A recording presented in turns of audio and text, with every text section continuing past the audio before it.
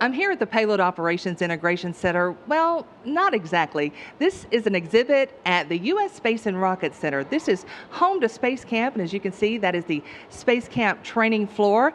But now, the U.S. Space and Rocket Center is home to Sally Ride EarthCam. Scott Harbour joins me now. He is the project manager for Sally Ride EarthCam. Scott, first of all, tell us about EarthCam and how it came to be here at the Space and Rocket Center. Well, EarthCam is an amazing opportunity for teachers and classrooms from all over the world to be able to actually utilize a science platform on the International Space Station to learn more about STEM. So they can 5 to 6 times a year they can go on board, or they can go on board through a web portal and actually request images based on the International Space Station's flight path. And that program came to us last July. It has been a program and a platform that's been on board since 2001.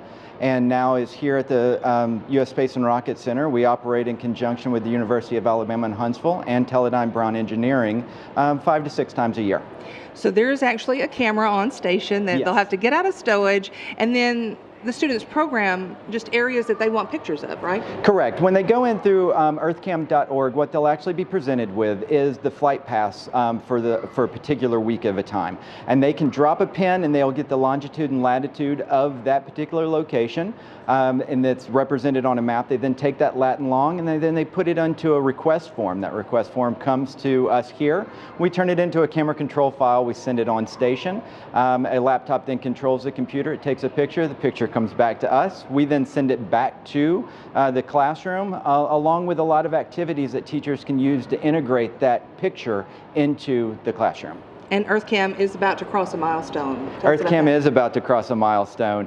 So each operational window is a week long, and this window coming up, that'll be April 12th through the 16th, is our 52nd window, so our 52nd mission. So that's a year of EarthCam operations in space, so we're pretty excited about that. That's a lot of pictures. That is a lot of pictures. We've got close to about 100,000 pictures on our gallery right now. All are accessible any time of year, even if there isn't currently a mission going on. So there's a lot of activity and there's a lot of value of the program, even if we aren't currently taking pictures. And schools can still participate in this upcoming one, the 52nd one. Tell us how they can do that. Correct. So classrooms can sign up for a mission up to a couple of hours before the actual orbit occurs. So right now teachers can go on and sign up for an account. The week before the mission they can sign up for the mission, and they can pick those photos up to a couple of hours before the orbit actually occurs. So we send up those camera control files on a daily basis. Give us that website again. That website is earthcam.org. It is www.earthcam, cam is spelled KAM.org.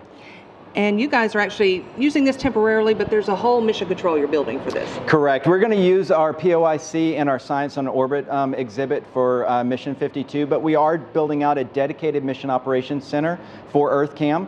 It'll be tied to a computer observation lab that students will be able to use to be able to interact with the EarthCam images, but also images from other observational platforms that are pointed out into space as well. All right, a big opportunity for everyone. Can't wait to see some of those pictures. Thank you.